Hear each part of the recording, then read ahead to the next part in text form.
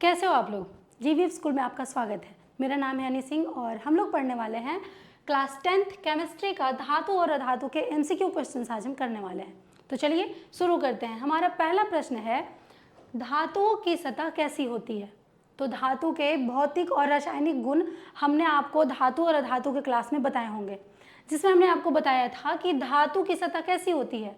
धातु चमकीली होती है, धातु का सतह चिकना होता है, ये सारा चीज़ बताए थे। तो धातुओं की सतह कैसी होती है? चमकदार होती है, खुरदरी नहीं होती है, धातुओं की सतह चिकनी होती है। नरम होता है? बिल्कुल भी नहीं। धातुओं का सतह कठोर होता है। कठोर होता है तभी तो हम उसके कान के झुमके, नाक की नथुनी कुछ भी बना लेते हैं। अगर मुलायम होता तो उसको ऐसे करते वो टूट जाता। तो नरम तो होता नहीं है, ये बिल्कुल गलत है। और पारदर्शी होता है। अगर आपके पास सोने का कान का हो और आप उसको ऐसे देखेंगे तो क्या इस पार से इस पार आपको दिखाई देता है? नहीं दिखाई देता है। यानी कि पारदर्शी भी नहीं होता है, अपारदर्शी होता है। तो कौन सा आंसर सही हो जाएगा? चमकदार होता है। क्या होता है? चमकीला होता है। सोना चांदी आप लोग देखे होंगे, वो चमकता है, अंधेरे में भी वो आपको चमकता हुआ दिखाई देता है ना? तो चमकदार होता है। दूसरा है, धात्विक चमक का गुण किस में पाया जाएगा? धात्विक चमक का गुण उसमें पाया जाएगा जो धातु होगा। तो आप बताइए कि इन चारों में से धातु कौन है? सल्फर धातु है? सल्फर तो अधातु है। आयरन धातु है। लोहा क्या है? लोहा धातु है। कार्बन अधातु है। फास्फोरस अधातु है। तो धात्विक चमक उसी में होगा जो धातु होगा। ठीक है, चलिए हमारा तीसरा प्रश्न है, आघात वर्धिता का क्या अर्थ है? आघात वर्धिता का अर्थ हमने आपको धातु और अधातु पढ़ाते समय बताया होगा। किसी धातु को पीट कर पतला बनाना आघात वर्धिता कहलाता है।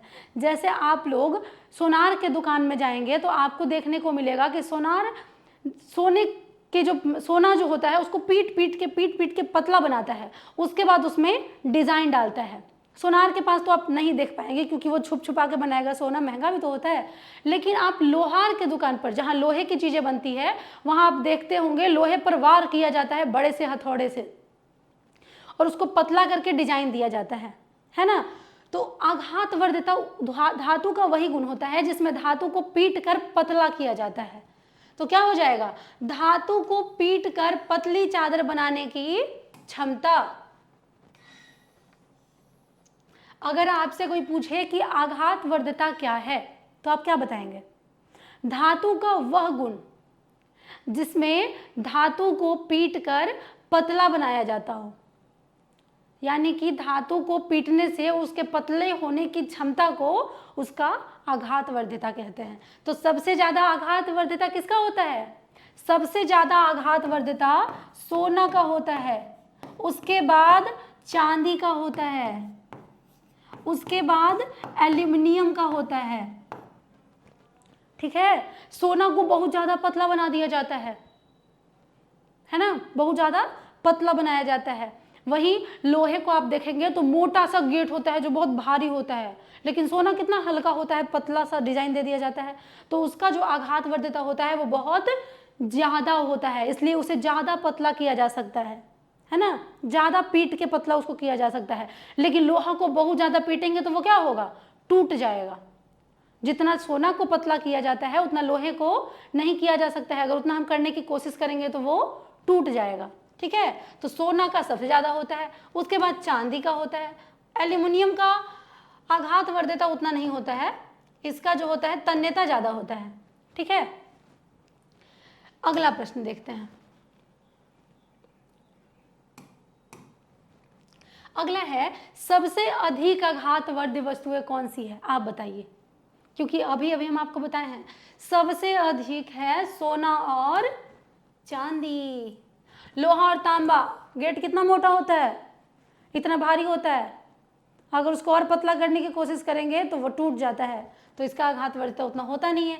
जस्ता एल्यूमिनियम का उतना होता नहीं है। एल्यूमिनियम का होता है लेकिन सोने चांदी से तो कम ही होता है। एल्यूमिनियम का आपको बर्तन देखने को मिलता होगा, वो पतला होता है लेकिन उतना नहीं होता है जितना सोना और चांदी होता है। यानी कि इसका सही आंसर हो जाएगा सोना और चांदी, ऑप्शन ए।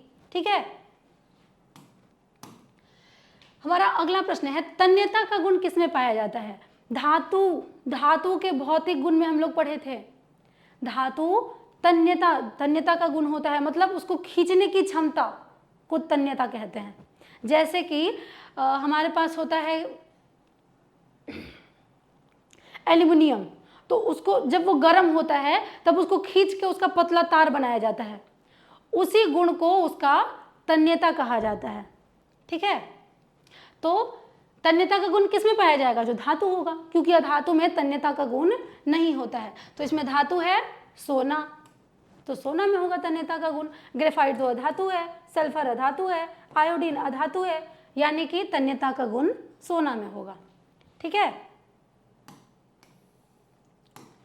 अगला है, धातुएं ऑक्सीजन के साथ अभिक्रिया करके क्या बनाती है?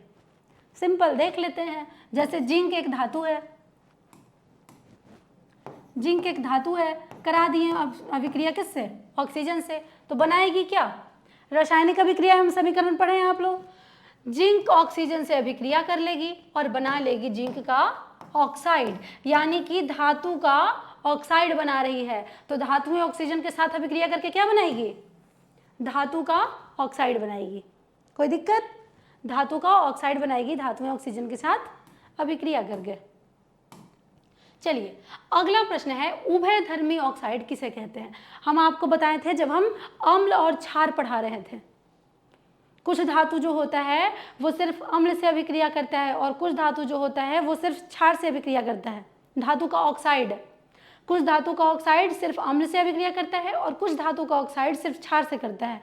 लेकिन कुछ धातु का ऑक्साइड ऐसा होता है जो अम्ल और क्षार दोनों से अभिक्रिया करता है, जैसे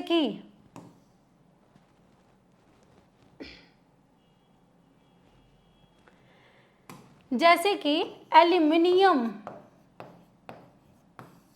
एल्यूमिनियम का जो ऑक्साइड होता है वो अम्ल और क्षार दोनों से अभिक्रिया करता है। जिंक का जो ऑक्साइड होता है, ये भी तो धातु के ऑक्साइड हैं दोनों, ये दोनों जो होते हैं वो अम्ल और क्षार दोनों से अभिक्रिया करते थे, इसीलिए इनको हम लोग क्या बोले थे? उभयधर्मी ऑक्साइड बोले थे ना, उभयधर्मी ऑक्साइड। इसको हम लोग उभयधर्मी ऑक्साइड बोले थे। तो उभयधर्मी ऑक्साइड कौन होता है? जो अम्ल और क्षार दोनों के साथ अभिक्रिया करता है। जो अम्ल और क्षार दोनों के साथ अभिक्रिया करता है उसको क्या बोलते हैं? उभयधर्मी ऑक्साइड। ठीक है, चलिए अगला प्रश्न देखते हैं। हमारा अगला प्रश्न है, सोडियम को किरोसिन में क्यों रखा जाता है? सोडियम को किरोसिन तेल में डुबाकर क्यों रखा जाता है? क्योंकि सोडियम जो है वो ऑक्सीजन से अभिक्रिया करके जलने लगता है। देखिए, हमारा पहला प्रश्न है, क्योंकि यह जल के साथ तेजी से अभिक्रिया करता है।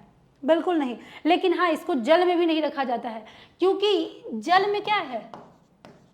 H2O, जल में है ऑक्सीजन, और सोडियम जो है ऑक्सीजन से अभिक्रिया करके जलना प्रारंभ कर देता है, इसीलिए इसको जल में भी नहीं रखते हैं।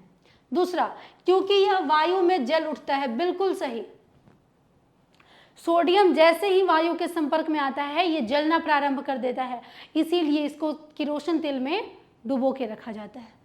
तीसरा, क्योंकि यह विषैला होता है। बिल्कुल नहीं, महंगा होता है। बिल्कुल नहीं, तो इसका सही आंसर होगा वायु में ये जलने लगता है, इसीलिए इसको किरोसिन तेल में डुबो करके रखते हैं। हमारा अगला प्रश्न है, धातुएं जल के साथ अभिक्रिया करके क्या उत्पन्न करती है? बताइए, धातु जल के साथ अभिक्रिया करके क्या उत्पन्न करती है? देखिए, हम लोग लेते हैं एक धातु, तो कौन सा धातु ले लें? हम लोग लेते हैं, क्या ले लें? हम लोग ले लेते हैं फिर से जिंक। ठीक है, जिंक ले लिए। जिंक का हमको किससे अभिक्रिया कराना है? जल से अभिक्रिया कराना है, तो जल से अभिक्रिया कराएं। जल से अभिक्रिया कराने के बाद ये क्या बनाएगी? पहले तो जिंक ऑक्सीजन से अभिक्रिया कर लेगी तो जिंक ऑक्साइड बनाएगी, लेकिन बेचारा ये हाइड्रोजन बच गया अकेले, इसके पास कोई नहीं रहा, तो ये अब क्या करेगा? अकेले रह के कुछ नहीं करेगा, तो ये अपना रास्ता देख लेगा। तो धातुएं जब जल के साथ अभिक्रिया किया तो क्या बना? हाइड्रोजन गैस उत्पन्न हुआ। क्या निकला? ये तो बेचारा अपना बना लिया ये रिलेशन, जिंक अपना ऑक्सीजन के साथ जाके चिपक गया, लेकिन बेचारा हाइड्रोजन ये तो अकेला बच गया, तो ये अपना निकल लिया। तो धातुएं जल से अभिक्रिया करके हाइड्रोजन गैस उत्पन्न करती है। ठीक है, कोई भी धातु का आप कर लीजिए। जैसे देखिए अभी हम एल्यूमिनियम का करते हैं, जल से अभिक्रिया कराएंगे। ठीक है, तो ये जो है एल्यूमिनियम का ऑक्साइड बना लेगी और बेचारा हाइड्रोजन यहाँ भी अकेले रह जाएगा। तो आप किसी भी धातु का इससे अभिक्रिया करवाएंगे जल से, तो उससे हाइड्रोजन गैस निकलेगी। ठीक है, चलिए अगला है, कौन सी धातु जल के साथ अभिक्रिया नहीं करती है? कौन सी धातु जल के साथ अभिक्रिया नहीं करती है? बताइए। हमारे आसपास हमें देखने को मिलता है, जैसे हम लोग अपने आसपास ही देखते हैं कि लोहे की जो साइकिल होती है उसको अगर आप पानी में रख देते हैं तो क्या होता है, उसमें जंग लग जाता है। जंग क्या होता है? लोहा जल से अभिक्रिया कर लेता है और वही जंग, देखिए समझते हैं। जैसे हमारा लोहा का साइकिल था, लोहा क्या होता है? साइकिल लोहा का ही होता है ना। तो लोहा का हमारा साइकिल था, इसको हम छोड़ दिए पानी में। क्लास कर रहे थे कोचिंग में, बारिश आ गई, अब लेक्चर छोड़ नहीं सकते थे, तो इसको छोड़ दिए हम लोग क्या, पानी में ही छोड़ दिए। अब ये जो है वो जल से अभिक्रिया कर ली और जल से अभिक्रिया करके क्या बनाएगी? अभी अभी ऊपर भी हम लोग इसको किए थे, फेरस का ऑक्साइड बनाएगी। फेरस का ऑक्साइड बनाएगी और हाइड्रोजन गैस जो निकला था ऊपर, है ना। तो यही जो होता है ना, यही तो जंग है, यही जंग का सूत्र होता है बच्चों। अगर कोई आपसे पूछेगा कि जंग का सूत्र बताओ, तो लोहे का ऑक्साइड बता देना। लोहा के ऑक्साइड को ही जंग बोलते हैं, Fe2O3, और इसमें कुछ जल के कण होते हैं। ठीक है, तो ये है जंग का सूत्र।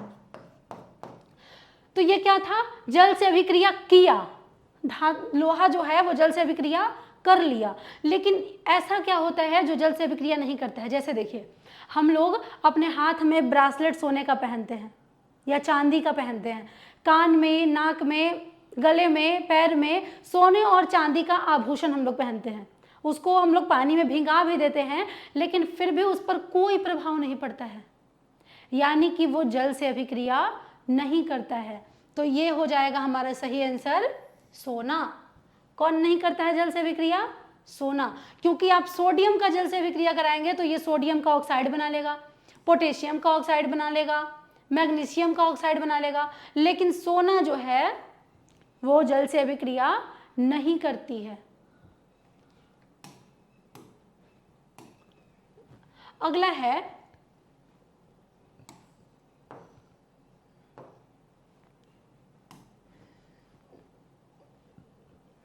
अयस्क से अशुद्धियों को हटाने की प्रक्रिया को क्या कहते हैं?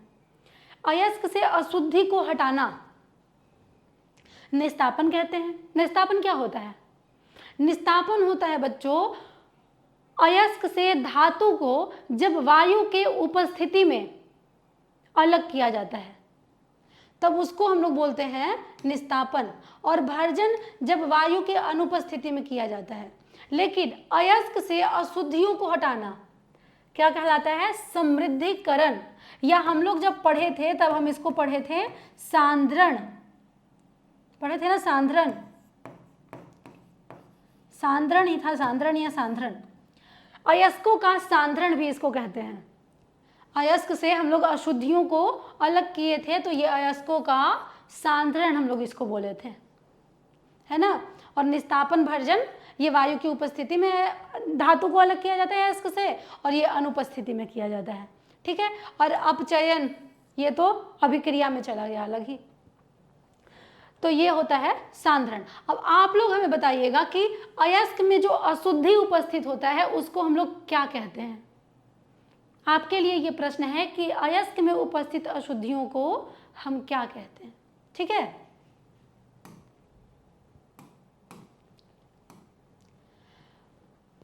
हमारा अगला प्रश्न है, सल्फाइड अयस्क को वायु की उपस्थिति में गर्म करने पर क्या प्राप्त होता है? देखिए, हमारे पास सल्फाइड अयस्क है, जिंक सल्फाइड। ये सल्फाइड का अयस्क है, जिंक सल्फाइड। अब इसको हम वायु की उपस्थिति में, वायु में ऑक्सीजन होता है, यानी कि ऑक्सीजन की उपस्थिति में जहां भी आपको दिखेगा वायु की उपस्थिति, समझ जाइएगा ऑक्सीजन से अभिक्रिया कराना है। ठीक है, तो वायु की उपस्थिति में गर्म करने पर, चलिए इसको गर्म करते हैं, तो हमें क्या प्राप्त होता है?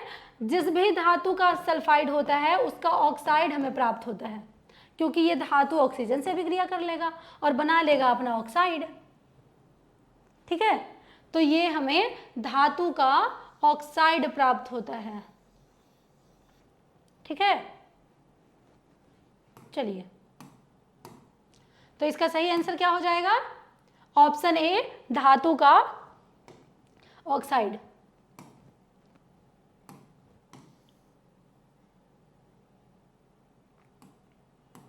चलिए, हमारा अगला प्रश्न है, कार्बोनेट अयस्क को सीमित वायु में गर्म करने पर, गर्म करने की प्रक्रिया को क्या कहते हैं? कार्बोनेट अयस्क को, ठीक है, सीमित वायु में गर्म करने पर, अब देखिए सिंपल सा लॉजिक है, वायु में गर्म करने पर, यानी कि यहां वायु की उपस्थिति है, वायु की उपस्थिति। कार्बोनेट अयस्क, जिसमें भी कार्बन उपस्थित होगा वो सब कार्बोनेट अयस्क होगा। ठीक है, तो कार्बोनेट अयस्क को जब वायु की उपस्थिति में गर्म करेंगे, तो हम आपको ऊपर ही बताए हैं, जहां भी वायु की उपस्थिति होगा निस्तापन कहलाएगा, और जहां वायु की अनुपस्थिति होगा भर्जन कहलाएगा, है ना। तो इसमें कार्बोनेट अयस्क का सांद्रण किया जाता है, ठीक है, वायु की उपस्थिति में, और भर्जन में सल्फाइड अयस्क का सांद्रण किया जाता है, याद रखिएगा। ठीक है, इसमें सल्फाइड अयस्क का सांद्रण किया जाता है, भर्जन में सल्फाइड अयस्क का सांद्रण वायु की अनुपस्थिति में किया जाता है, और कार्बोनेट अयस्क का सांद्रण निस्तापन प्रक्रिया द्वारा किया जाता है। ठीक है, हाँ, तो बच्चों हमारा अगला प्रश्न है, थर्मिट अभिक्रिया में किस धातु का उपयोग होता है? थर्मिट अभिक्रिया में किस धातु का उपयोग होता है? थर्मिट अभिक्रिया क्या होता है बच्चों? थर्मिट अभिक्रिया में किसी धातु के ऑक्साइड से उस ऑक्सीजन को अलग कर दिया जाता है। जैसे देखिए, हमारे पास है फेरस का ऑक्साइड, ठीक है, हमारे पास है फेरस का ऑक्साइड, और यहां आता है एल्यूमिनियम। ठीक है, और एल्यूमिनियम, आप लोग सक्रियता श्रेणी पढ़े होंगे, सक्रियता श्रेणी में जो तत्व सबसे ज्यादा सक्रिय होता है वो क्या करता है? अपने से कम सक्रिय धातु को हटा देता है। जैसे सक्रियता श्रेणी में सबसे ऊपर होता है पोटेशियम, उसके बाद होता है कैल्शियम, उसके बाद होता है सोडियम, उसके बाद होता है एल्यूमिनियम। तो एल्यूमिनियम जो है वो फेरस से ऊपर है, फेरस उससे नीचे है। तो एल्यूमिनियम क्या करता है कि फेरस को यहाँ से बोलता है, भैया तुम हटो, तुम कमजोर हो, तुम निकलो यहाँ से, और इसको यहाँ से हटा करके खुद ऑक्सीजन के साथ मिल जाता है, तो ये बना लेता है Al2O3, एल्यूमिनियम का ऑक्साइड बना लेता है, एल्यूमिनियम का ऑक्साइड, और ये फेरस अकेले बेचारा रह जाता है। तो ऐसा करता है एल्यूमिनियम इसके साथ, तो इसी को बोलते हैं। तो धातु, किस धातु का उपयोग होता है? एल्यूमिनियम, और इसमें एल्यूमिनियम और फेरस का मुख्य रूप से उपयोग होता है। वैसे ये जो हम अभी आपको बताएं कि अलग कर देता है, हटा देता है, ये सक्रियता श्रेणी के जितने भी तत्व होते हैं वो सब करते हैं। सोडियम, पोटेशियम, कैल्शियम, मैग्नीशियम, सब अपने से कमजोर धातुओं को हटा देते हैं। लेकिन थर्मिट अभिक्रिया सिर्फ दो ही धातु के साथ होता है, पहला है एल्यूमिनियम और दूसरा है फेरस। इन दोनों धातुओं के साथ थर्मिट अभिक्रिया होता है। ठीक है, चलिए,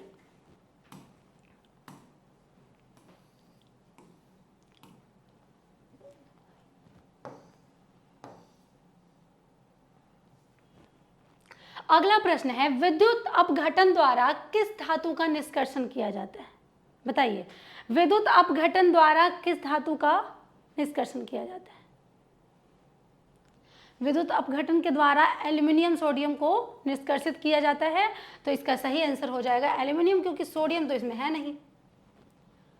विद्युत अपघटन से एल्यूमिनियम और सोडियम का निष्कर्षण किया जाता है। तो इसका सही आंसर क्या हो जाएगा? एल्यूमिनियम। ठीक है, बाकी सबको उसके अयस्क का सांद्रण करके निकाला जाता है। जैसे लोहे का अयस्क का नाम क्या होता है? बॉक्साइड अयस्क। एल्यूमिनियम को अलग किया जाता है, लेकिन बॉक्साइड अयस्क को अलग करने के समय विद्युत अपघटन किया जाता है। ठीक है,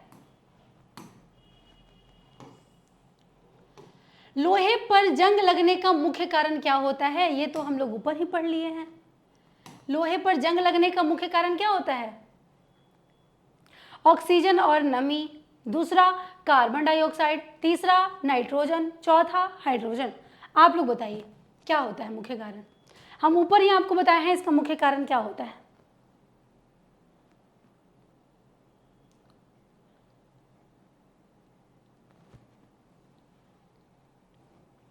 मुख्य कारण होता है ऑक्सीजन और नमी, ऊपर ही तो पढ़े थे।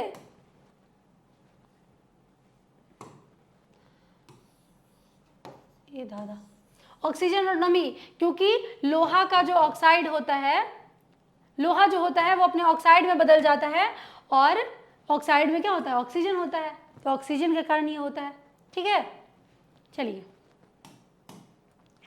अगला है, लोहे को जंग से बचाने के लिए किस धातु की परत चढ़ाई जाती है? लोहे को जंग से बचाने के लिए उस पर जस्ता का परत चढ़ाया जाता है, जिसे हम जस्तीकरण कहते थे। ये हमने अपने क्लास में पढ़ा भी था, जस्तीकरण। ध्यान है, लोहे को जंग से बचाने के लिए उस पर जस्ते की परत चढ़ाने की प्रक्रिया को जस्तीकरण कहा जाता है। तो लोहे को जंग से बचाने के लिए किस धातु की परत चढ़ाई जाती है? जस्ता की। सोना का परत कौन चढ़ाएगा बताओ? सोना भी जल से अभिक्रिया नहीं करता है। अगर सोना का भी परत चढ़ा दे तो जंग नहीं लगेगा लोहा में, क्योंकि वो जल से अभिक्रिया नहीं करता है। लेकिन सोना इतना महंगा होता है कि कौन चढ़ाएगा? लोहा सस्ता होता है। लोहा इतना सस्ता होता है कि हम दरवाजे पर भी लोहे को फेंक दे तो कोई उठाने वाला नहीं है, लेकिन सोना महंगा होता है। तो लोहा पर सोना का परत तो कोई चढ़ाएगा नहीं। चांदी भी महंगा होता है, चांदी का परत कोई चढ़ाएगा नहीं।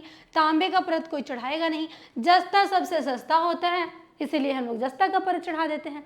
जैसे आप अपने घर में देखते होंगे कि लोहे के गेट को पेंट कर दिया जाता है, वो उसका जस्तीकरण किया जाता है। पेंट करने के बाद लोहे में जंग नहीं लगता है। उस गेट पर पानी भी पड़ता है फिर भी जंग नहीं लगता है, क्योंकि उस पेंट में जिंक उपस्थित होता है, जस्ता उपस्थित होता है। ठीक है, अगला है, मिश्र धातु क्या होते हैं? पहला, दो या दो से अधिक धातुओं का समांगी मिश्रण। दूसरा, धातु और धातु का यौगिक। तीसरा, केवल अधातुओं का मिश्रण। और चौथा, केवल धातुओं का शुद्ध रूप। हम लोग पढ़े थे मिश्र धातु होता है दो या दो से अधिक धातुओं का समांगी मिश्रण। तो इसका सही आंसर क्या हो जाएगा? दो या दो से अधिक धातुओं का समांगी मिश्रण को मिश्र धातु कहते हैं। लेकिन ये याद रखिएगा कि मिश्र धातु में समान मिश्रण होता है। ठीक है, जैसे पीतल एक मिश्र धातु है। पीतल क्या है? मिश्र धातु है। तो पीतल में मिश्र धातु है, तो इसमें दो या दो से अधिक धातुओं का होता है। तो पीतल में क्या क्या होता है? पीतल में तांबा और जस्ता होता है। क्या क्या होता है? तांबा और जस्ता होता है। तो ये दोनों जो होता है ना, एक निश्चित मात्रा में होता है। जैसे 20% तांबा और 80% जस्ता, इस प्रकार से कुछ होता होगा। ये हम अनुमानित बताए हैं, ये निश्चित नहीं है। ठीक है, तो ऐसे होता है। ठीक है, तो मिश्र धातु क्या होता है? दो या दो से अधिक धातुओं का समांगी मिश्रण होता है।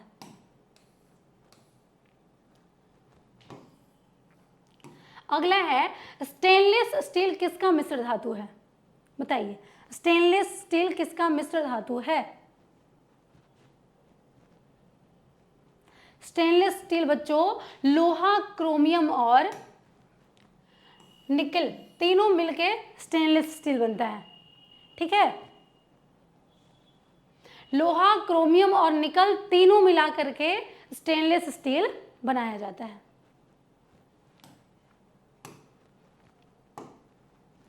पित्तल किन धातुओं का मिश्र धातु है? ये तो ऊपर ही हम बताए हैं। पित्तल किन धातुओं का है? तांबा और जस्ता का, तो ये हम बताने वाले नहीं है। अधातु के गुण के आधार पर है। ठीक है, अधातुएं विद्युत की कुचालक होती है, लेकिन एक अपवाद है। कौन सा है? बताइए, कौन सा अधातु है जो विद्युत का चालन करता है?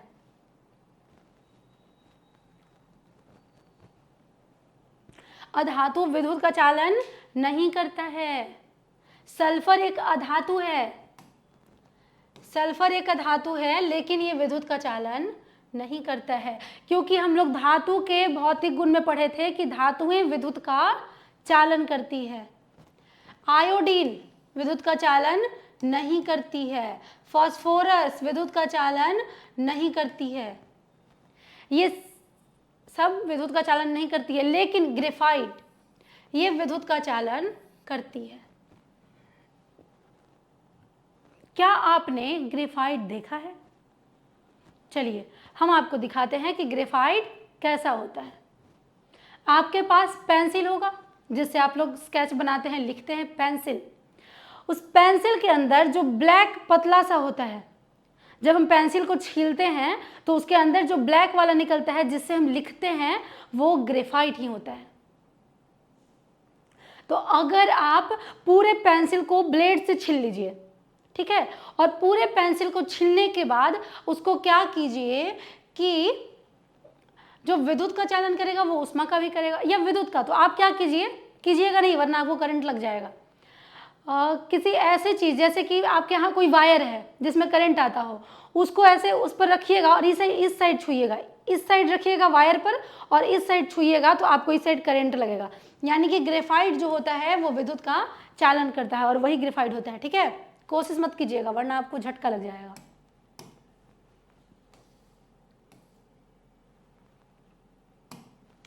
अगला है अधातुएं ऑक्सीजन के साथ अभिक्रिया करके क्या बनाती है? बताइए, धातु ऑक्सीजन के साथ जब अभिक्रिया कर रहा था तब बनाया था क्या?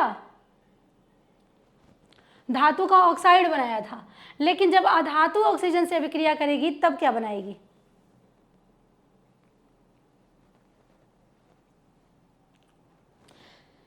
तो अधातु का देखते हैं। जैसे देखिए हमारे पास सल्फर है, तो सल्फर क्या है? अधातु है। तो सल्फर जब ऑक्सीजन से अभिक्रिया करती है तो क्या बनाती है?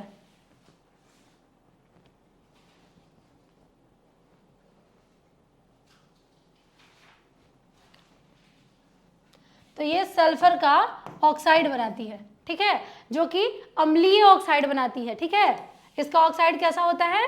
अम्लीय होता है। जैसे कार्बन जो है, ठीक है, तो कार्बन ऑक्सीजन से अभिक्रिया करेगी, कार्बन भी एक धातु है।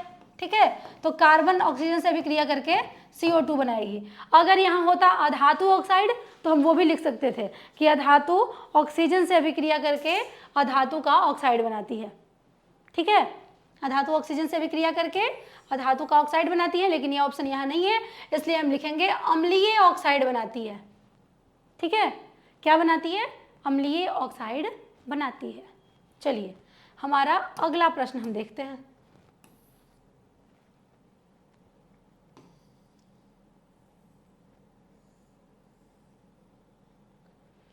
कौन सी अधातु द्रव अवस्था में पाई जाती है? ऐसा कौन धातु है? अधातु है जो द्रव अवस्था में पाया जाता है। बच्चों बताइए, कौन सा धातु जो एकमात्र धातु है जो द्रव अवस्था में पाया जाता है? बाकी सब अधातु जो है वो द्रव अवस्था में नहीं पाया जाता है।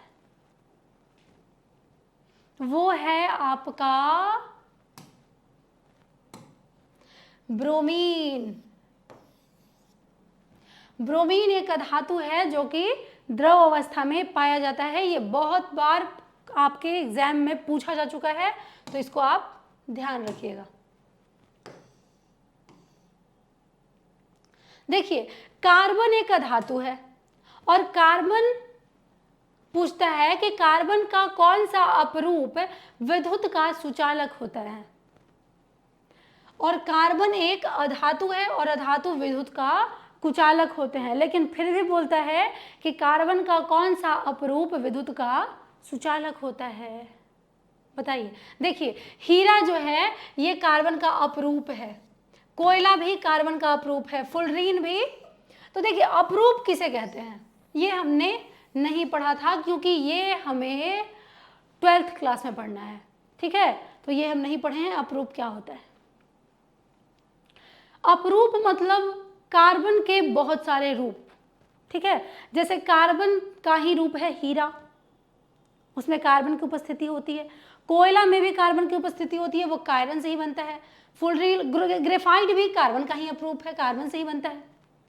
ग्रेफाइट हम आपको बताएं पेंसिल का अंदर वाला काले कलर का होता है, यानी कि उसमें कार्बन की उपस्थिति होती है। तो कार्बन का कौन सा अपरूप है जो विद्युत का सुचालक है? तो ऊपर ही हम लोग देखे थे कि कौन सा एक अधातु है जो विद्युत का सुचालक है, तो वो अधातु था ग्रेफाइट जो विद्युत का सुचालक था। तो यहाँ भी ग्रेफाइट विद्युत का सुचालक होगा। तो कार्बन का कौन सा अपरूप है जो विद्युत का सुचालक है? ग्रेफाइट। बता सकते हैं आप? ग्रेफाइट जो है वो विद्युत का सुचालक है। ठीक है,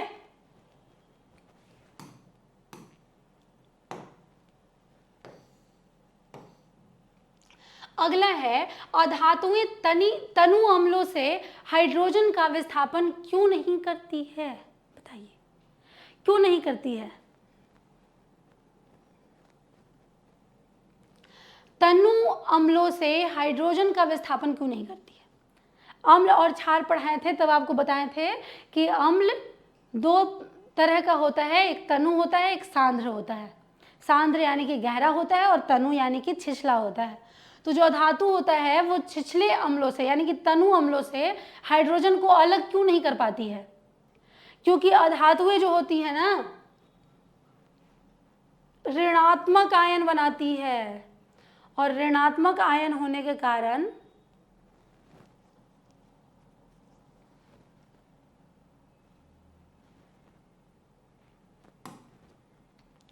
ऋणात्मक आयन बनाती है, इसीलिए वो हाइड्रोजन को अलग नहीं कर पाती है। ठीक है,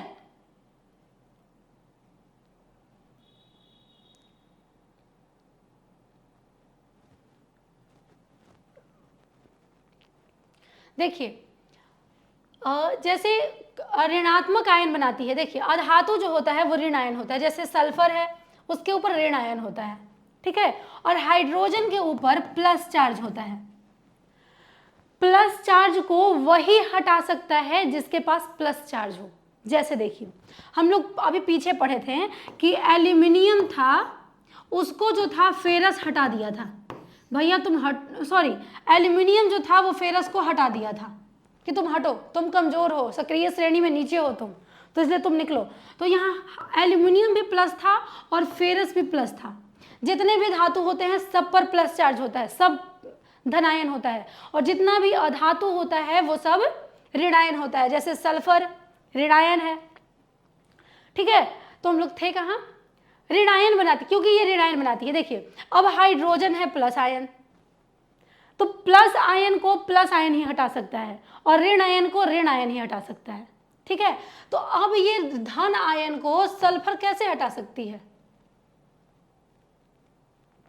नहीं हटा सकती है, इसीलिए अधातु जो है वो हाइड्रोजन को विस्थापित नहीं कर पाती है। अब यहाँ तनु अम्ल हो या सांद्र अम्ल हो, कोई फर्क नहीं पड़ता है, कभी भी अधातु हाइड्रोजन को नहीं विस्थापित कर पाएगी, क्योंकि अधातु के पास माइनस चार्ज होता है और हाइड्रोजन के पास प्लस चार्ज होता है। हाइड्रोजन को विस्थापित करने के लिए धातु चाहिए, धातु ही हाइड्रोजन को अलग कर सकता है, क्योंकि धातु के पास भी प्लस चार्ज है, हाइड्रोजन के पास भी प्लस चार्ज है। ठीक है,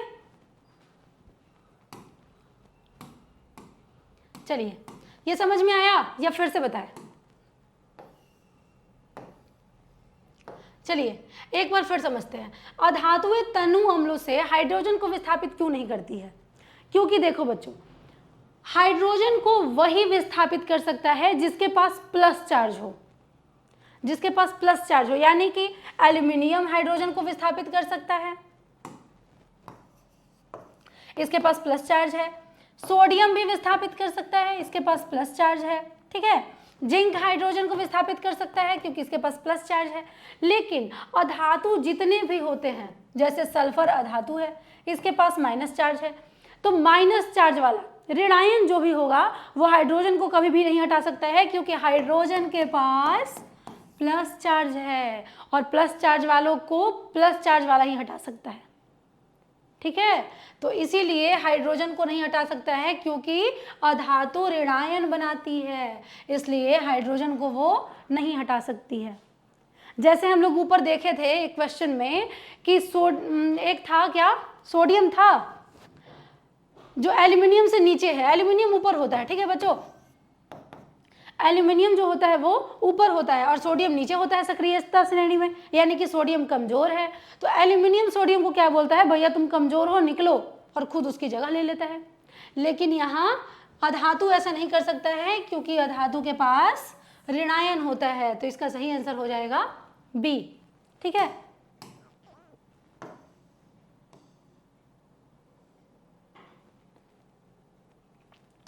चलिए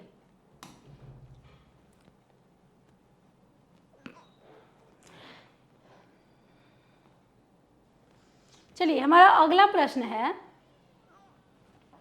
कि आयनिक यौगिकों का गलनांक कैसा होता है? निम्न होता है, उच्च होता है, शून्य होता है? बताइए गलनांक क्या होता है? आप लोगों को पता है गलनांक क्या होता है? गलनांक यानी कि किसी धातु को गलाने की क्षमता।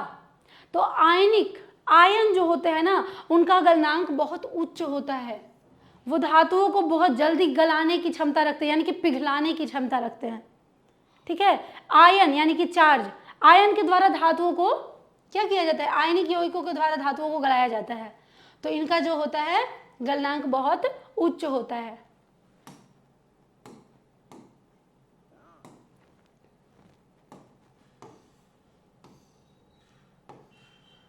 सोडियम क्लोराइड किस प्रकार का यौगिक है? बताइए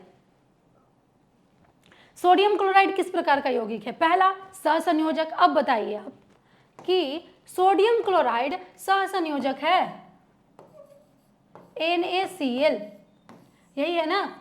सहसंयोजक क्या होता है? जो आपस में बॉन्ड बनाता है, सहसंयोजक होता है। जैसे कार्बन डाइऑक्साइड, कार्बन डाइऑक्साइड क्या करता है, कार्बन डाइऑक्साइड,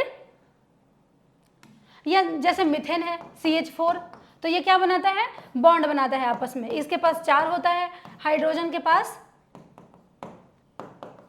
2 होता है ना। तो ये आपस में ये अपना पूरा करता है, ये अपना पूरा करता है, ये अपना पूरा करता है, ये अपना पूरा करता है, और ये इन चारों से लेकर के अपना पूरा कर लेता है। तो ये आपस में एक बॉन्ड बनाता है।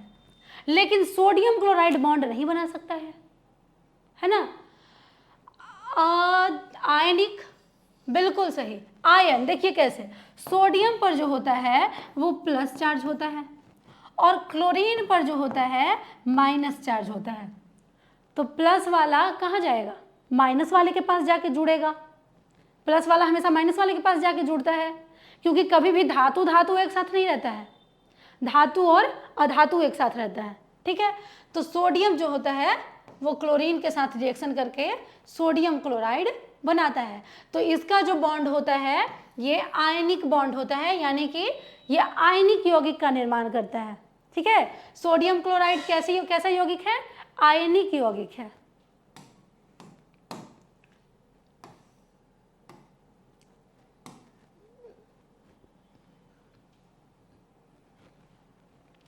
आयनिक यौगिक जल में घुलनशील क्यों होते हैं? बताइए। क्योंकि वे अध्रुवीय होते हैं, क्योंकि वे ध्रुवीय जल के साथ अन्योन क्रिया करते हैं, क्योंकि वे हाइड्रोफोबिया होते हैं, क्योंकि वे अघुलनशील होते हैं। ए भाई साहब, अगर वो अघुलनशील होगा तो घुलेगा कैसे? तो डी ऑप्शन था, इसी हम गलत बोल दिए। बाकी 3 में बताइए।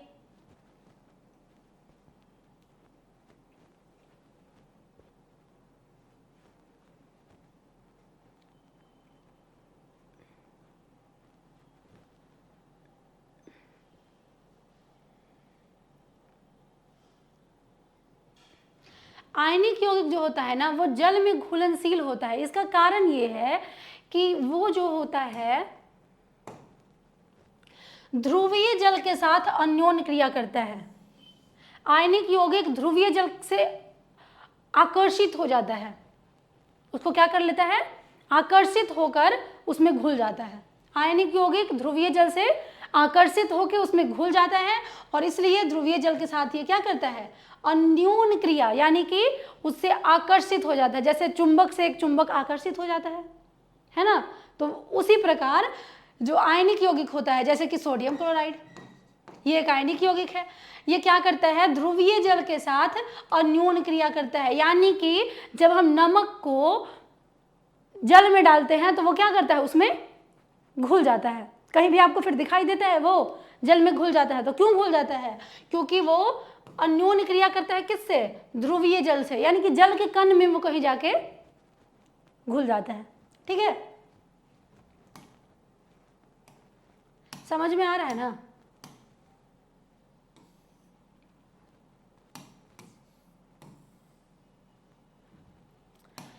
अगला है, आयनिक यौगिक ठोस अवस्था में विद्युत का चालन क्यों नहीं करते हैं? बताइए, ठोस अवस्था में विद्युत का चालन क्यों नहीं करते हैं?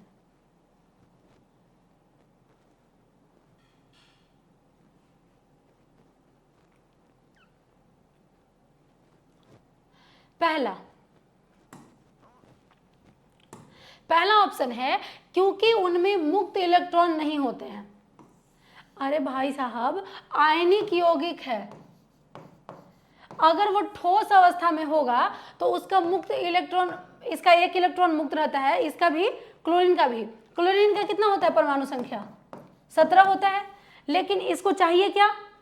अगर इसको स्टेबल होना है तो उसके लिए इसको 1 चाहिए। जैसे देखिए यहाँ 17 है, क्लोरीन के पास कितना है? 17 है। तो इसके फर्स्ट ऑर्बिट में 2 इलेक्ट्रॉन, सेकेंड ऑर्बिट में 8 इलेक्ट्रॉन, यानी कि 1 2 3 4 5 6 7 8। ठीक है, थर्ड ऑर्बिट में 8 और 2 10 इलेक्ट्रॉन ये ले चुका है, तो थर्ड में कितना होगा? 7 होगा।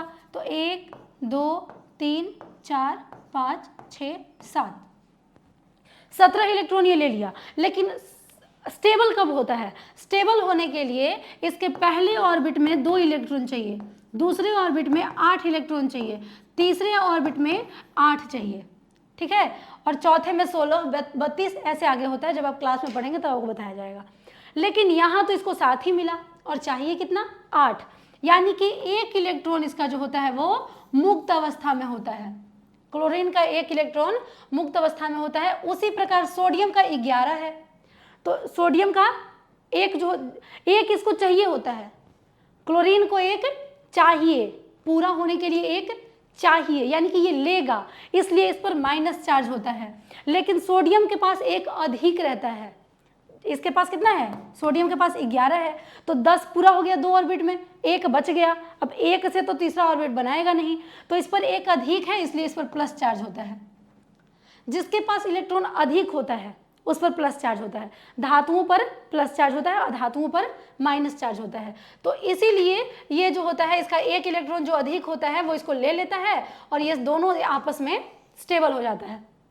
समझ में आया?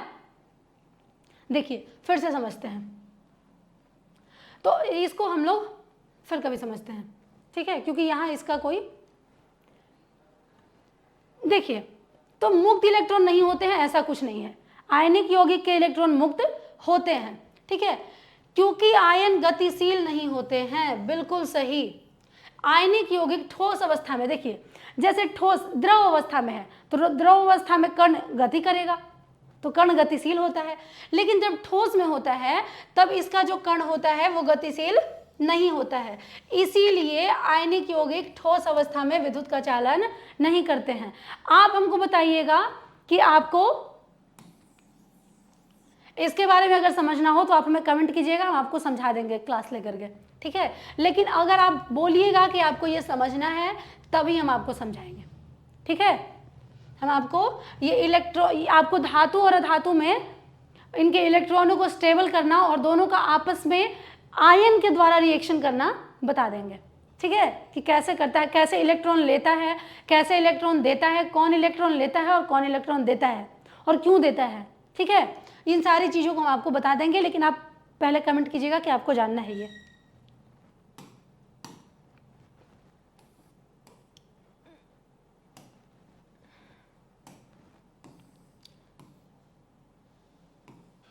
गलित अवस्था में आयनिक यौगिक विद्युत का चालन क्यों करते हैं? क्योंकि इलेक्ट्रॉन मुक्त रूप से गति करते हैं।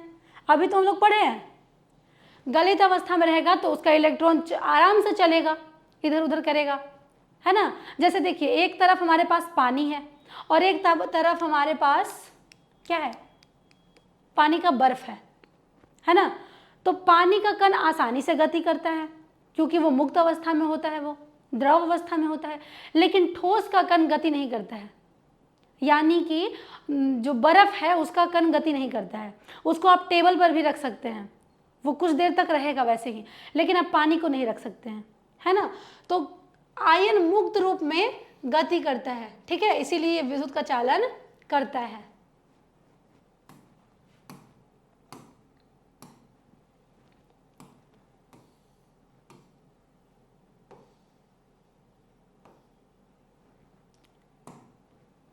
सक्रियता श्रेणी में सबसे अधिक अभिक्रियाशील धातु कौन सी है, बताइए। सक्रियता श्रेणी बताना बहुत जरूरी है। सक्रियता श्रेणी ऐसे आता है: potassium, calcium, sodium, magnesium, aluminium, ऐसे ही लगभग 24 तत्व 25 तत्वों का हम आपको एक श्रेणी बता देंगे, ठीक है। तो सक्रियता श्रेणी में सबसे अधिक कौन है, तो इसमें से बताइए। सबसे अधिक है पोटेशियम, ठीक है। सक्रियता श्रेणी में सबसे अधिक सक्रिय, यानी कि सबसे जल्दी किसी चीज से रिएक्शन कौन करेगा, पोटेशियम करेगा, वो ज्यादा सक्रिय है। सक्रिय यानी कि किसी दूसरे धातु को विस्थापित करने का वो अपने अंदर क्षमता रखता है। अगर इसके आगे एल्यूमिनियम आता है तो वो एल्यूमिनियम को वहां से कहेगा कि भैया तुम निकलो, उसको हटा देगा। पोटेशियम जो होता है ना, वो सबसे ज्यादा सक्रिय होता है, सबसे, इससे ऊपर सक्रिय कोई धातु होता ही नहीं है, पोटेशियम सबसे ज्यादा सक्रिय होता है, ठीक है।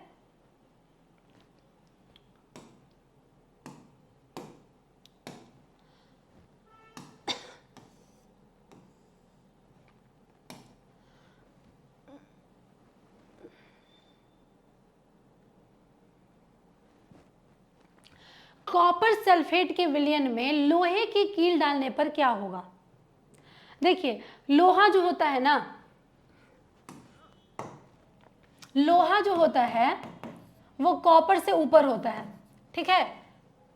लोहा ज्यादा सक्रिय है, ज्यादा सक्रिय है, लोहा ज्यादा सक्रिय होता है। तो लोहा क्या करेगा, कॉपर को कहेगा कि भैया तुम निकलो, है ना। तो कॉपर विस्थापित होगा। कौन विस्थापित होने का अर्थ होता है हटना, ठीक है। जैसे देखिए, हम आपको समझाते हैं। मान लीजिए हमारे पास कॉपर का सल्फाइड अयस्क है, ठीक है, CuSO4, कॉपर सल्फेट, ठीक है। हमारे पास कॉपर सल्फेट है, भाई साहब, ये हमारे पास है, ठीक है। और आता है इधर से लोहा और कहता है कि तुम हमारे साथ अभिक्रिया करो, लड़ाई करो, जो जीतेगा वही इसके पास रहेगा। कॉपर बेचारा कमजोर आदमी कहता है बोल छोड़ो भैया, हम नहीं लड़ेंगे, जाओ तुम। तो ये क्या करता है, कॉपर को वहां से हटा देता है कि तुम यहाँ से कटो, और ये खुद इसके साथ आ जाता है और बेचारा कॉपर अकेले हो जाता है। तो यहाँ कॉपर को क्या कर दिया, विस्थापित कर दिया, यानी कि कॉपर को हटा दिया उसके जगह से, स्थापित करना, हटाना। तो कॉपर विस्थापित होता है। कॉपर सल्फेट के विलयन में लोहे की कील डालने पर कॉपर विस्थापित हो जाता है। ठीक है,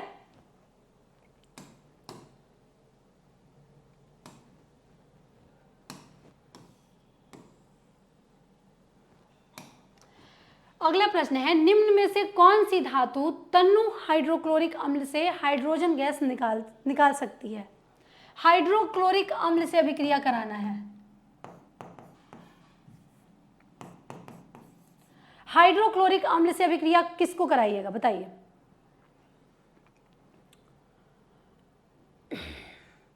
चांदी करेगी अभिक्रिया? चांदी अभिक्रिया करेगी? नहीं करती है चांदी अभिक्रिया। चांदी, सोना, तांबा, ये सब अभिक्रिया नहीं करती है हाइड्रोक्लोरिक एसिड से, इस पर कोई प्रभाव नहीं पड़ेगा। लेकिन जस्ता का जब अभिक्रिया कराइएगा इससे, तो ये जो है जिंक क्लोराइड बना लेगी। ठीक है, जिंक क्लोराइड बना लेगी और हाइड्रोजन गैस निकल जाएगा इससे। ठीक है, क्यों निकलता है ये बताइए? क्यों सोना, चांदी, तांबा ये सब नहीं अभिक्रिया करेगा, क्यों बताइए? क्योंकि बच्चों हाइड्रोजन से ये सब सक्रियता श्रेणी में नीचे आता है। Ag, Au और ये तांबा, ये सब जो होता है हाइड्रोजन से नीचे आता है। तो ये सब के अंदर वो क्षमता नहीं है कि हाइड्रोजन को यहां से हिला सके। हाइड्रोजन को अगर हिलाने के लिए यहाँ सोना आएगा तो हाइड्रोजन बोलेगा कि तुम भूल गए हो कि तुम्हारे अंदर हमसे कम शक्ति है, तुम हमको यहाँ से हिला नहीं सकते हो।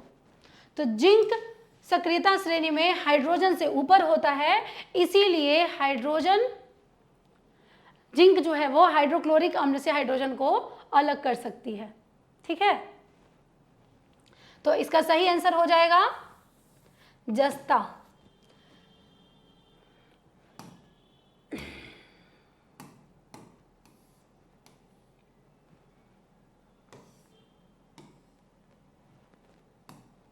विस्थापन अभिक्रिया में क्या होता है? पहला, एक धातु दूसरी धातु को उसके यौगिक से हटा देती है।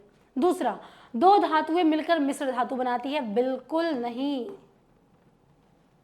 दो धातुएं मिलकर के मिश्रित धातु बनाती है, ये नहीं होता है।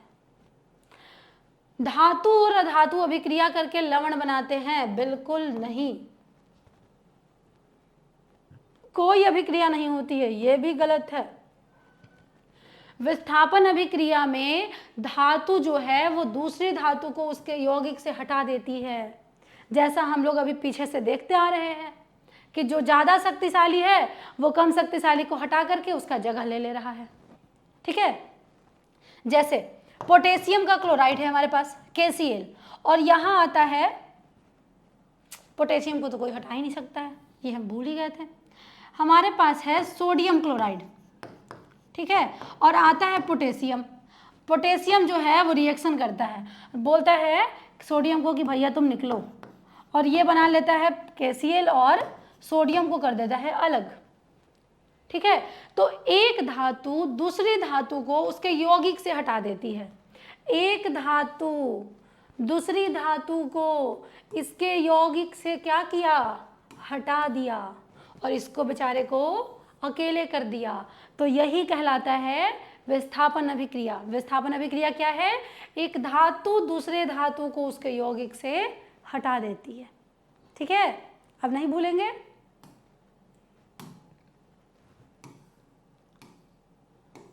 अगला है सक्रियता श्रेणी से ऊपर स्थित, सक्रियता श्रेणी में हाइड्रोजन से ऊपर स्थित धातुएं क्या कर सकती है? पहला, तनु अम्ल से हाइड्रोजन को विस्थापित कर सकती है। दूसरा, जल से हाइड्रोजन को विस्थापित नहीं कर सकती है। तीसरा, केवल ऑक्सीजन के साथ अभिक्रिया कर सकती है। चौथा, केवल अधातुओं के साथ अभिक्रिया कर सकती है। देखिए, जो भी हाइड्रोजन से ऊपर है यानी कि वो हाइड्रोजन से शक्तिशाली है, और जो भी हाइड्रोजन से शक्तिशाली है वो क्या करेगी? हाइड्रोजन को हटा देगी। यानी कि सक्रियता श्रेणी में हाइड्रोजन से जो ऊपर है वो धातु क्या करेगी कि हाइड्रोजन को विस्थापित कर सकती है, चाहे वो अम्ल, तनु हो या सांद्र हो, उससे वो हाइड्रोजन को विस्थापित कर देगी। जल से हाइड्रोजन को विस्थापित नहीं कर सकती है, नहीं कर सकती है, इसलिए ये गलत है। केवल ऑक्सीजन के साथ अभिक्रिया कर सकती है, बिल्कुल नहीं। केवल धातु, ये भी गलत है। यानी कि तनु अम्ल से हाइड्रोजन को विस्थापित कर सकती है। एक्वा रेजिया किसका मिश्रण है, बताइए। एक्वा रेजिया किसका मिश्रण है?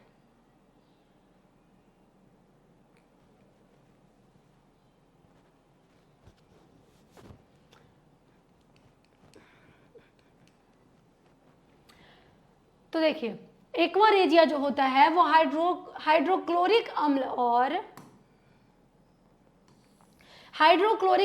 नाइट्रिक अम्ल का मिश्रण होता है। हाइड्रोक्लोरिक अम्ल और नाइट्रिक अम्ल का मिश्रण होता है एक्वा रेजिया, और ये इसको हम लोग बोलते हैं अम्लराज। एक्वा रेजिया को ही हम लोग बोलते हैं अम्लराज। और हम लोग अब तक ऊपर पढ़ते आ रहे हैं कि सोना और चांदी को किसी में नहीं गलाया जा सकता है। सोना चांदी किसी चीज से अभिक्रिया नहीं करता है, लेकिन ये इतना स्ट्रांग होता है कि ये सोना और चांदी को भी गला देता है। सोना और चांदी को भी गला देता है।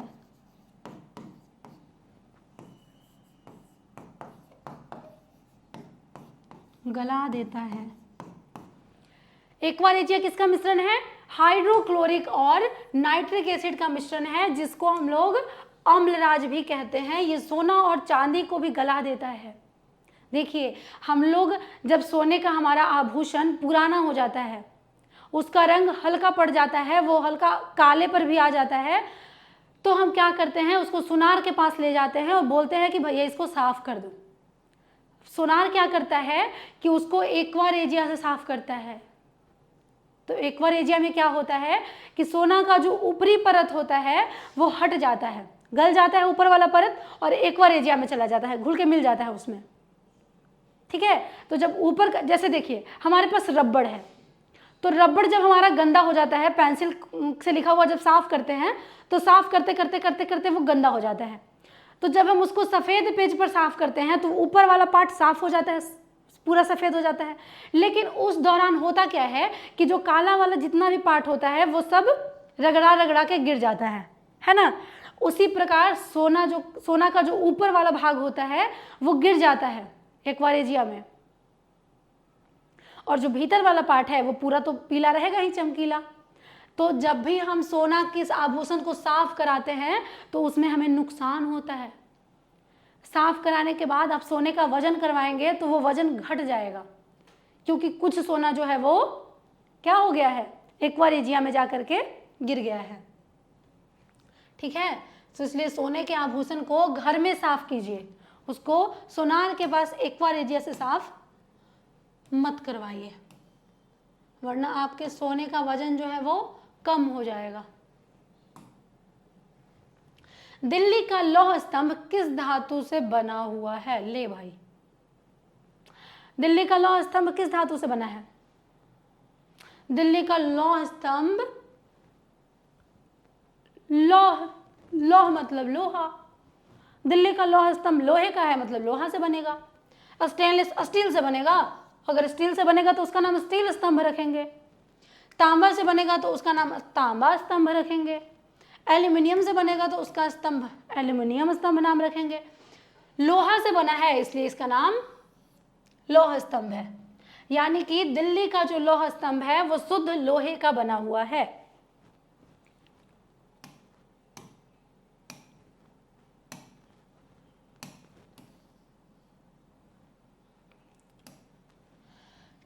चौबीस कैरेट सोना क्या होता है? 24 कैरेट सोना शुद्ध सोना होता है। ठीक है, 24 कैरेट सोना शुद्ध सोना होता है, और शुद्ध सोना का कभी भी आभूषण नहीं बनाया जा सकता है। शुद्ध सोना का आभूषण क्यों नहीं बनाया जा सकता है? क्योंकि वो टूट जाएगा।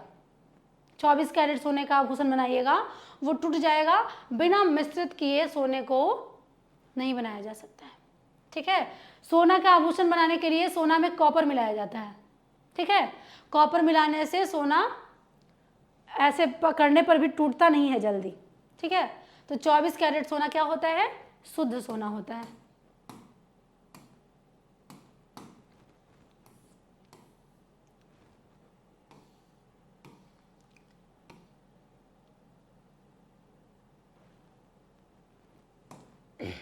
चलिए, हमारा अगला प्रश्न है 39 नंबर।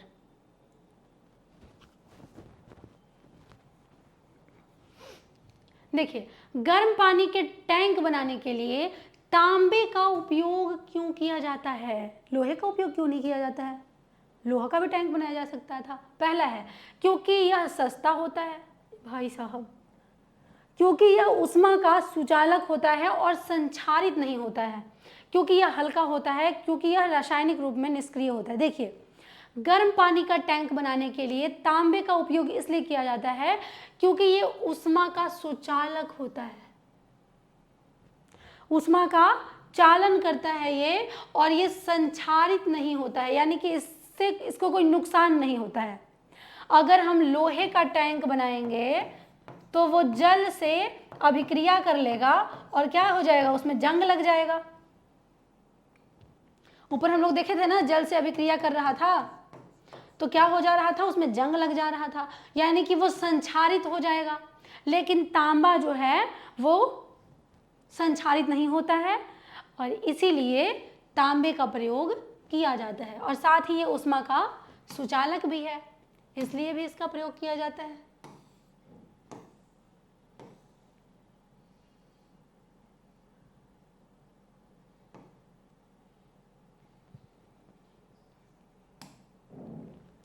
देखिए, सोने के आभूषण बनाने में 22 कैरेट सोने का उपयोग क्यों किया जाता है?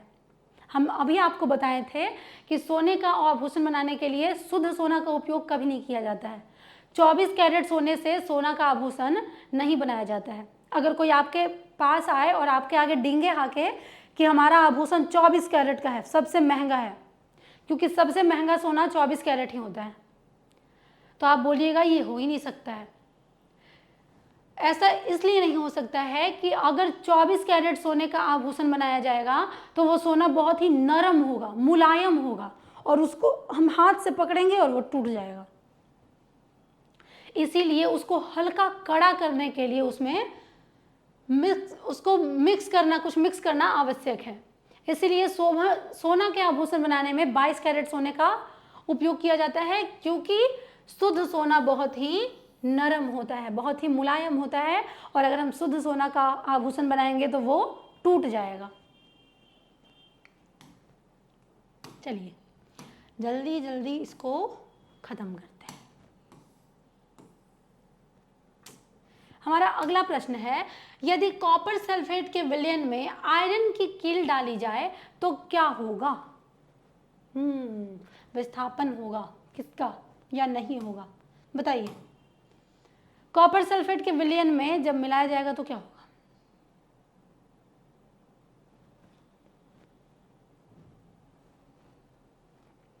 देखिए, हमारे पास विलयन किस चीज का है? कॉपर सल्फेट का है, ठीक है, और इसमें मिला किस चीज की कील रहे हैं? लोहे का कील मिला रहे हैं, ठीक है।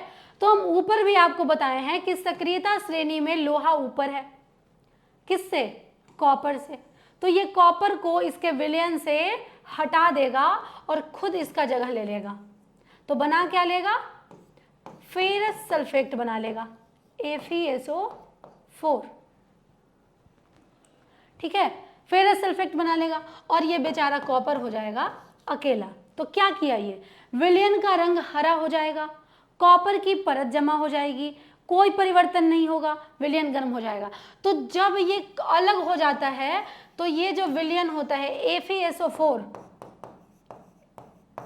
ये जो विलयन होता है वो हरा होता है, इसीलिए विलयन का रंग हरा हो जाता है। पहले से कॉपर का विलयन सफेद होता है, लेकिन जब ये होता है फेरस सल्फेट बनता है तो ये हरा हो जाता है, ठीक है।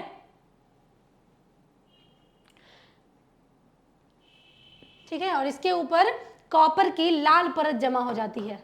कॉपर की कैसी परत जमा हो जाती है? लाल परत, यानी कि कॉपर इससे अलग हो जाता है, अलग होकर के लाल परत इसका दिखाई देने लगता है।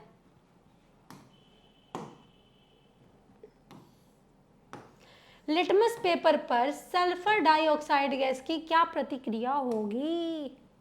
बताइए, सल्फर डाइऑक्साइड अम्ल है कि क्षार है? हम लोग पढ़े थे ना अम्ल और क्षार में। डाइऑक्साइड, जहां भी OH दिखेगा इसका मतलब कि वो क्षार है। सल्फर डाइऑक्साइड, सल्फर डाइऑक्साइड का फॉर्मूला क्या होगा बताइए?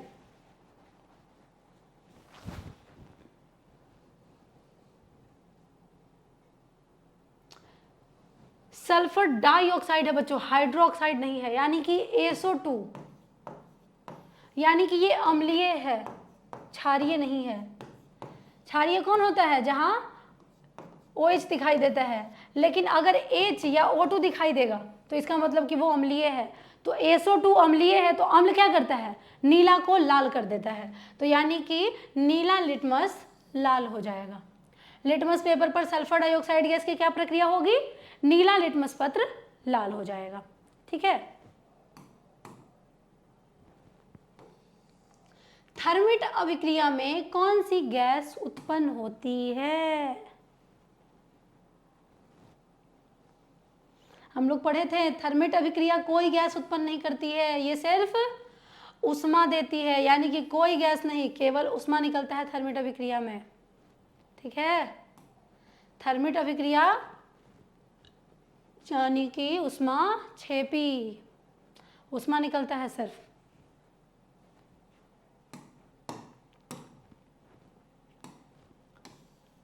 यदि मैग्नीशियम रिबन को जलाया जाए तो क्या होता है? सफेद ज्वाला के साथ जलेगा। ये हम लोग बहुत बार पढ़ चुके हैं, इसको बताने की आवश्यकता नहीं है। जब मैग्नीशियम के फित्ते को हम लोग जला के देखे थे तब क्या हुआ था? चमकदार सफेद ज्वाला के साथ ये जल गया था, यानी कि सफेद रंग का प्रकाश निकलता है। ठीक है, जब मोमबत्ती मैग्नीशियम के रिबन को जलाया जाता है तो सफेद प्रकाश निकलता है। ठीक है, जैसे हम आप लोगों को बताए थे कि पहले हमारे यहाँ क्या होता था? लालटेन होता था। तो लालटेन में उसका एक अलग ही सफेद कलर का आप देखे होंगे बत्ती होता था, जो हम लोग बाजार से लाते थे कि लालटेन का बत्ती है ना, वो सफेद ऐसे चकला होता था, 2 उंगली का चकला सा सफेद सा, और ऐसे यहाँ निकलता था, यहाँ से हम लोग जलाते थे। वही रिबन, वो मैग्नीशियम का ही रिबन था, उसको जलाते थे हम लोग, और उसके एक किनारा को हम लोग किरोसिन तेल में डुबो के रखते थे, जिससे वो तेल को लेकर के और जलता था। तो वो कैसा ज्वाला देता था? चमकदार और सफेद ज्वाला देता था। ठीक है, ये हम लोग दहन और ज्वाला में पढ़े थे।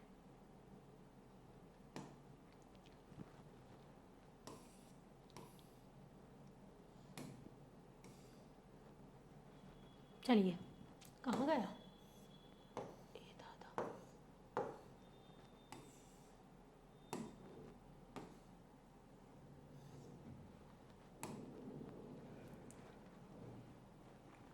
ठीक है, तो हमारा प्रश्न यहीं खत्म होता है। और